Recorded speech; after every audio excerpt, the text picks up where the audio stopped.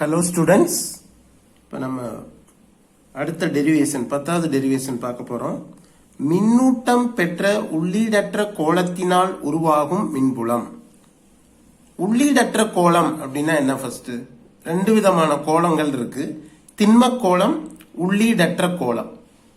இதை எப்படி எக்ஸ்பிளைன் பண்றதுன்னா, இப்போ வந்து ஒரு ஆரஞ்சு பழத்தை எடுத்துக்கிறோம். அது ஒரு கோள வடிவத்தில் இருக்கு. ஆனா உள்ளுக்குள்ள என்ன இருக்கு? அதனுடைய சதைகள், அந்த சுளைகள்லாம் இருக்கு. அப்ப அது ஒரு திண்ம கோளத்துக்கு எடுத்துக்காட்டு. இப்ப இதே இது ஒரு ரப்பர் பந்தை எடுத்துக்கிட்டோம்னா, அதை கட் பண்ணி பார்த்தோம்னா உள்ள எப்படி இருக்கும்? ஹாலோவா, அதாவது எம்டியா, ஒண்ணுமே இல்லாம இருக்கும். அது உள்ளீடற்ற, உள்ளுக்குள் எதுவும் அற்ற ஒரு கோளத்துக்கு எடுத்துக்காட்டு. அப்படிப்பட்ட உள்ளீடற்ற கோளத்தினால் உருவாகும் மின்புலம். இதை நம்ம பார்க்க போறோம். 3 பார்ட்டா பார்க்க போறோம். நேர்வு 1, அதாவது கேஸ் 1, கோளத்திற்கு வெளியில் உள்ள புள்ளியில் மின்புலம். இப்ப அந்த கோளத்தினுடைய ஆரத்தை கேபிட்டல் ஆர் அப்படின்னு வச்சுக்கிட்டோம்னா, அந்த கோளத்தின் மையத்திலிருந்து நாம் எடுத்துக்கொள்ளக்கூடிய புள்ளிக்கு இடையே உள்ள தொலைவு தான் ஆர்.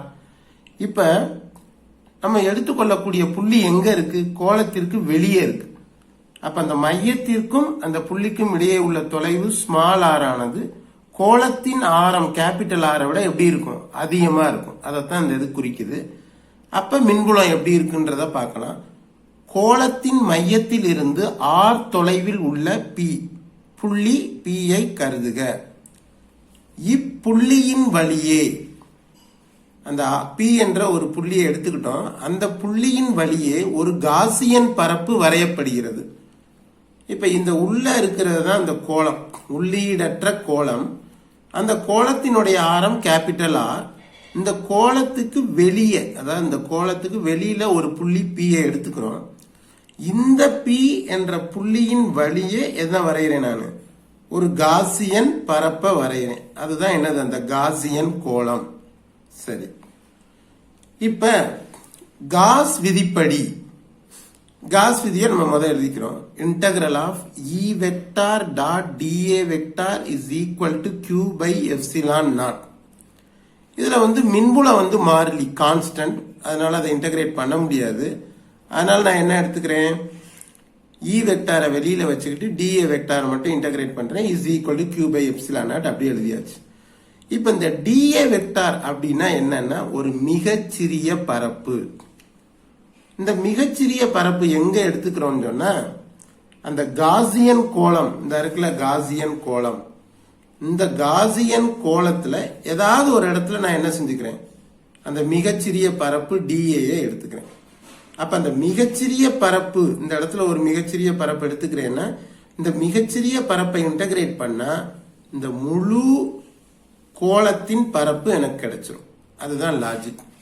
இப்ப டிஏ வெக்டார், அதாவது மிகச்சிறிய பரப்பை நான் என்ன செய்யறேன்? இன்டகிரேட் பண்றேன். அப்ப அந்த மிகச்சிறிய பரப்பு எங்க இருக்கு?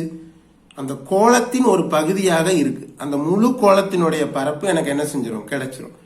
அப்ப கோளத்தின் வளைபரப்பு அல்லது புறப்பரப்பு, அதுக்கான ஃபார்முலா என்ன நமக்கு தெரியும். 4πr². அப்ப இன்டகிரல் ஆஃப் டிஏ வெக்டார் எதுக்கு சமம்? கோளத்தின் மொத்த பரப்பு 4πr² சமம். அதை எழுதிட்டேன். is equal to q by epsilon naught. இப்ப அடுத்த ஸ்டெப்ல பாத்தீங்கன்னா E vector is equal to இந்த 4πr² எங்க வந்துருது? கீழே வந்துருது. is equal to இந்த பக்கம் வரும்போது கீழே வந்துருது. அப்ப q by 4πr² epsilon naught. இதுதான் கோளத்தின் வெளியில் உள்ள ஒரு புள்ளியில் மின்புலத்திற்கான சமன்பாடு. இப்ப அடுத்த கேஸ் நேர்வு 2ல நம்ம என்ன பார்க்க போறோம்னா, இப்ப அந்த புள்ளி நாம் எடுத்துக்கொண்ட அந்த P என்ற அந்த புள்ளி கோளத்துக்கு வெளியில கிடையாது. இப்ப இதான கோளம்னு சொன்னேன். இதான் அந்த கோளம். அந்த புள்ளி இந்த கோளத்துக்கு மேலேயே இருக்கு. சப்போஸ் இங்க இருக்கிற இந்த பி என்ற புள்ளி இந்த கோளத்துக்கு எங்கேயே இருக்கு? இந்த இடத்துல இருக்குன்னு வச்சுக்கிறோம். மேலேயே இருக்கு.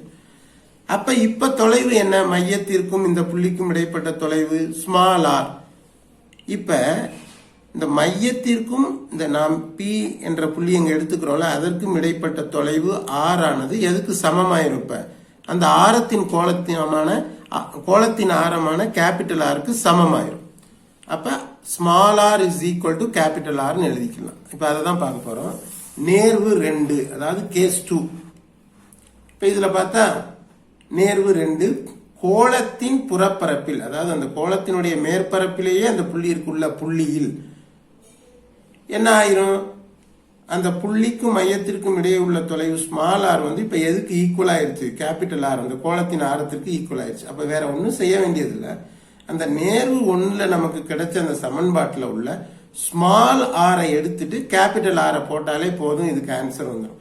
அப்ப E vector is equal to Q by 4 by capital R squared epsilon naught. அடுத்து நேர்வு 3 கோளத்திற்கு உள்ளே உள்ள புள்ளியில் மின்புலம். இப்ப இது பாருங்க, இப்ப கோளம்ன்றது எது, இந்த வெளியில இருக்கிற இந்த சர்க்கிள், இதுதான் எதை குறிக்குது, அந்த கோளத்தை குறிக்குது. இப்ப நாம் எடுத்துக்கொள்ள வேண்டிய அந்த பி என்ற புள்ளி எங்க இருக்குன்னா கோளத்துக்கு வெளியிலையும் இல்ல, கோளத்தின் மேற்பரப்பு அதாவது புறப்பரப்புலையும் இல்ல, அதுக்கு பதில் இந்த கோளத்துக்கு உள்ள ஒரு புள்ளி தான் என்னது, பி என்ற புள்ளியை நம்ம எடுத்துக்கிறோம் கோளத்துக்கு உள்ள. அப்ப இப்ப காசியன் பரப்பு, அதாவது இந்த காசியன் கோளத்தை எப்படி வரையணும்னா இந்த பி என்ற புள்ளியின் வழியே ஒரு காசியன் கோளம் வரையப்படுகிறது. சரி, இப்ப உண்மையான அந்த கோளத்தினுடைய ஆரம் என்னது, கேபிட்டல் ஆர். இந்த இருக்கு இங்க இருந்து இது வரைக்கும். இப்ப நாம் வரைந்த அந்த காசியன் கோளம் அல்லது அந்த புள்ளி, அதற்கும் இந்த கோளத்தின் மையத்திற்கும் இடையே உள்ள தொலைவு என்னது, ஸ்மால் ஆர். இப்ப இந்த ஸ்மால் ஆர் என்ன ஆயிருச்சு, கேபிட்டல் ஆரை விட சின்னதாயிருச்சு. அதை தான் இங்க போட்டிருக்கோம். Small R is less than capital R. இப்ப நம்ம மின்புலத்தை கண்டுபிடிப்போம்.